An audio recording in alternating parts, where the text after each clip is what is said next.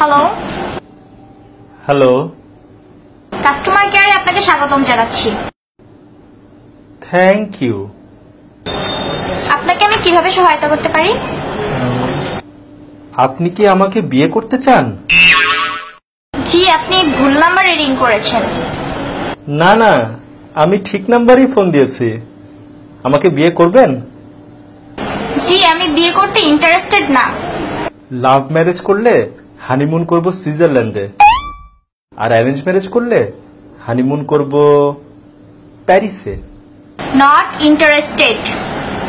Court marriage করলে 10,000 টাকা বিয়ে করতে পারেন, আর যদি নর্মাল ম্যারেজ করেন তাহলে 20,000 টাকা। জি, আমি তো আপনাকে বিয়ে করতে ইন্টারেস্টেড না, তাহলে কেন আপনি আমাকে বারবার অফার করছেন? বিয়ে করলে প্রতি সপ্তাহে আপনাকে সিনেমা দেখাতে নিয়ে যাওয়া হবে। আপনি বুঝেন না আপনাকে আমি বিয়ে করতে ইন্টারেস্টেড না। আপনাকে সিনেমা হলে পপকর্ন খাওয়াবো। আমি তো আপনাকে বিয়ে করব না, তারপর কেন আপনি আমাকে বিরক্ত করছেন? অফারের পর অফার দিয়ে যাচ্ছেন।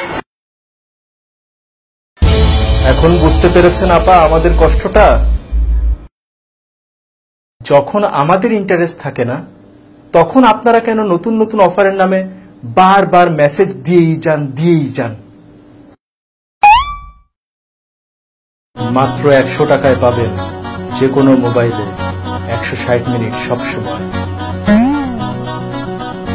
কথা বলুন। 1 পয়সা পার সেকেন্ড কল রেটে, মেয়াদ 30 দিন। রিচার্জেই ব্যাকপ্যাক। আজকেই একবারে 500 টাকা রিচার্জ করে জিতে নিন ব্যাকপ্যাক। অফারের মেসেজ পেতে পেতে মেসেজের প্রতি অভক্তি এসে গেছে।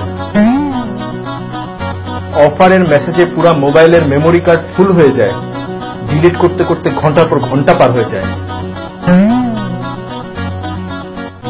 ফ্যামিলি অ্যান্ড ফ্রেন্ডস এর ইম্পর্টেন্ট মেসেজ আসলেও মনে হয় যে এটা বোধহয় অফারের মেসেজ, এই মনে করে মেসেজ আর চেকও করা হয় না। যখন আমাদের ইন্টারেস্ট থাকে না আপনাদের এসব অফারে, আপনারা কেন অফারের পর অফার দিয়েই যান?